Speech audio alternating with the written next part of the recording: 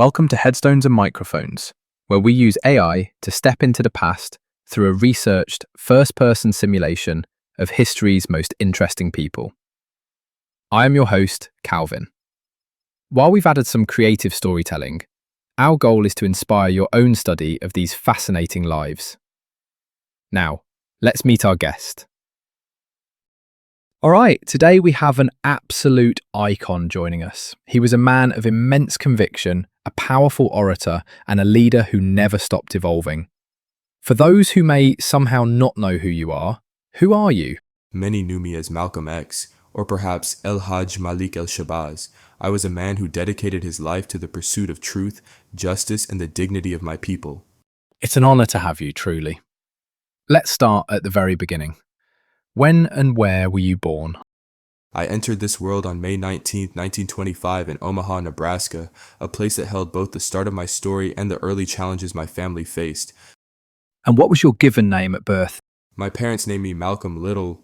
Is there a story behind your birth name? Well, the name Little was a name passed down through history, what I later called a slave name because it was given to my ancestors by those who held them in bondage. That's why I eventually took the X to represent the true African family name that was stolen from us and lost in history.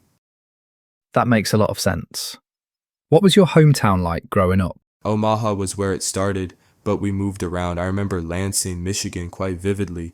It was a place of struggle. We were one of the few black families in our neighborhood, and let's just say we weren't always welcomed with open arms. Our house was even burned down when I was just a small boy. That sounds incredibly intense. What was your family life like overall? It was a home of strong beliefs.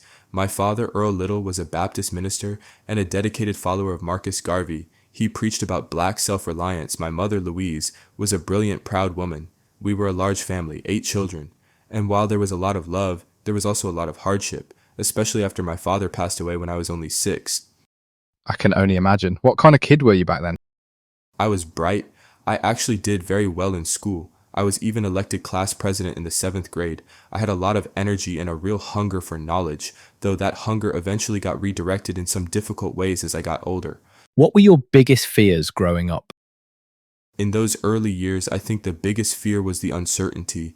Seeing the threats against my father and the way my mother struggled to keep us together after he was gone, the fear was that our family would be torn apart. And eventually, sadly, that's exactly what happened. What did you dream of becoming as a child? I had a very specific dream. I wanted to be a lawyer. I felt I had the mind for it and the voice for it. That's a powerful goal. What were some of your favorite activities in school? I loved English and history. I enjoyed the debate, the exchange of ideas, and the chance to prove my intelligence. I was a top student, which made the obstacles I faced later even harder to swallow. And what was your first job? Oh, I had quite a few. I shined shoes, I worked as a busboy, and I even worked on the railroads as a sandwich man. I wasn't afraid of hard work, that's for sure. Was there a moment where you realized you were different from everyone else? There was a painful moment in school. I told my English teacher about my dream of becoming a lawyer. He looked at me, a top student mind you, and told me that it wasn't a realistic goal for someone of my race. He suggested I become a carpenter instead. That was the moment I realized that no matter how hard I worked, the world saw me differently. That is heartbreaking to hear. What's a decision that changed everything for you, but felt small at the time? It might seem strange, but the decision to move to Boston to live with my half-sister Ella felt like a simple change of scenery, but it led me into the zoot suit world, the street life, and eventually to the prison cell where I would find my true purpose. Speaking of transitions, what was your biggest break? My break wasn't a lucky chance in the way most people think. It was prison.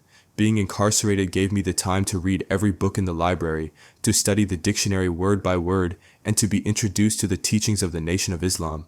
It was the break from my old life that I desperately needed. What were your biggest struggles before success? Poverty and a lack of identity.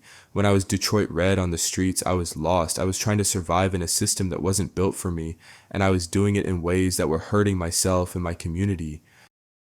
Did you ever consider quitting? Never. Once I found my voice and my faith, there was no turning back.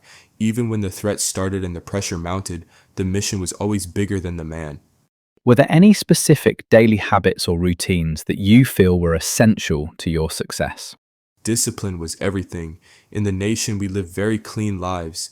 I prayed regularly, I fasted, and I spent hours every day reading and writing. I often only slept about 4 hours a night because there was simply too much work to do. What job would you have had if fame never happened? I think I still would have been a teacher or a minister of some kind. I always felt a calling to share knowledge and to wake people up to their own potential. What was your life like before fame? It was a life of shadows. I was a hustler, a man living by his wits on the streets of Boston and Harlem. It was fast, it was dangerous, and looking back, it was very empty. How did relationships change after success? Success, or rather my prominence, created a lot of tension. It drew people to me like my wonderful wife Betty, but it also created jealousy within the organizations I served. It's hard to stay close to everyone when you become a symbol. Did fame bring happiness? Happiness isn't the word I'd use. Purpose brought me peace. Seeing my brothers and sisters stand a little taller because of the words I spoke, that was better than happiness. What was the downside of becoming famous? You become a target, not just for your enemies, but sometimes for those you thought were your friends. You lose your privacy and you constantly have to worry about the safety of your family. What misconceptions did people have about you? Many people thought I was a man of hate. They heard my anger and didn't hear the love for my people that fueled it. They didn't see the evolution I went through, especially later in my life after my pilgrimage to Mecca. What was your darkest moment? Finding out that the man I had practically worshipped, Elijah Muhammad, was not the man I thought he was. That betrayal of faith was a deeper wound than any physical attack. What past regrets did you carry that you spoke about? I regretted the time I spent in the underworld, the drugs, the crime, the way I wasted the mind God gave me. I also regretted some of the harsh things I said about others in the movement before I saw the bigger picture of human brotherhood. What's something people misunderstood about your life? People often forget that I was a father and a husband. They see the man at the podium, but they don't see the man who loved to play with his daughters and who just wanted a better world for them to grow up in. Tell me about a time when everything went wrong and how did you handle it?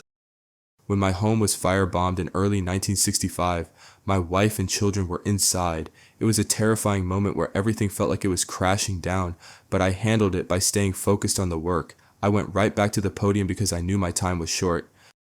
Did fame and fortune change your life? Fame changed my life, but fortune never really came. I lived very simply. Practically everything I earned went back into the organizations or into helping others. I wanted my legacy to be my words, not my bank account. What personal battles were you fighting privately? I think the constant battle was the weight of responsibility, knowing that so many people were looking to me for answers and constantly questioning if I was leading them in the right direction, as I myself was still learning and growing. Who had the biggest influence on your life? My parents for their pride, my sister Ella for her strength, and later the people of all colors I met in Mecca who showed me that true Islam was about the brotherhood of man. What was life like in your final years? It was a whirlwind. I was traveling to Africa, to the Middle East, meeting with world leaders, and trying to build the organization of Afro-American unity. I felt like I was finally seeing the whole world clearly for the first time. What were you working on in your career before you passed away? I was trying to internationalize our struggle. I wanted to take the plight of the African American to the United Nations and show the world that this was a human rights issue, not just a domestic civil rights issue. When and where did you pass away? It was February 21st, 1965, at the Audubon Ballroom in Harlem, New York. What happened? I was there to give a speech. There was a disturbance in the crowd, and as I tried to calm things down, I was shot. It was a violent end to a life that had been seeking peace through truth. What's a random fact about you most people have never heard? I used to wear glasses not just for style, but because I had spent so many years reading in the dim light of prison cells that I really needed them. Also, I was a very gifted cook. I used to make a mean bean pie. What's the craziest rumor ever told about you? Oh, there were so many. Some said I was a secret agent, others said I was planning a violent revolution. People love to invent stories when they are afraid of the truth you're telling. What was your most unique habit? I was a chronic note taker. I carried a notebook everywhere. I would write down ideas, phrases, things I heard people say on the street. I was always collecting the world around me. What was your favorite food? I kept a very strict diet later in life, but I always had a fondness for a good, simple meal of fish and vegetables. And as I mentioned, I loved a good bean pie. Did you have a favorite restaurant?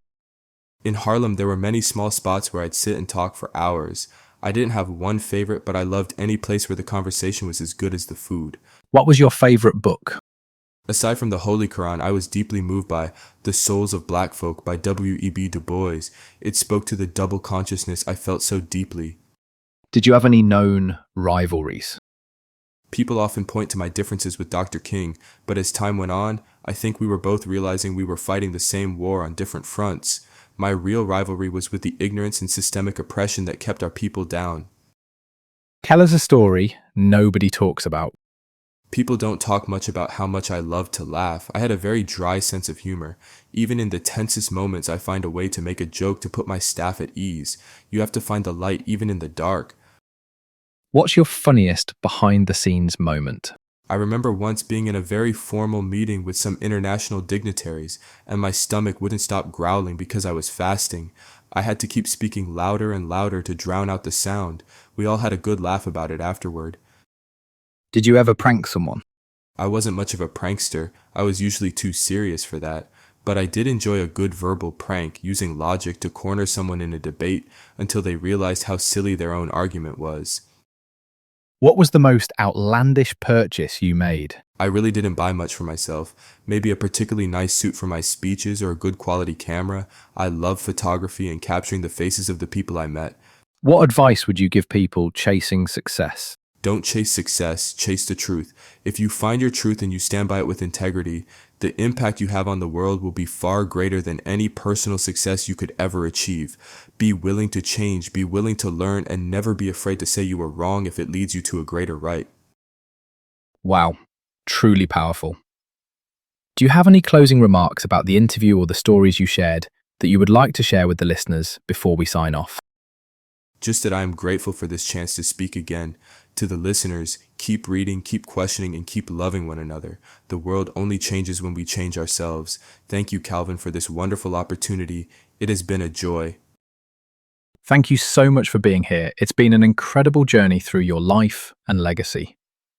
And that wraps up another conversation from Beyond the Grave. Thanks for joining us on the Headstones and Microphones podcast. Remember, legends may die, but their stories never do.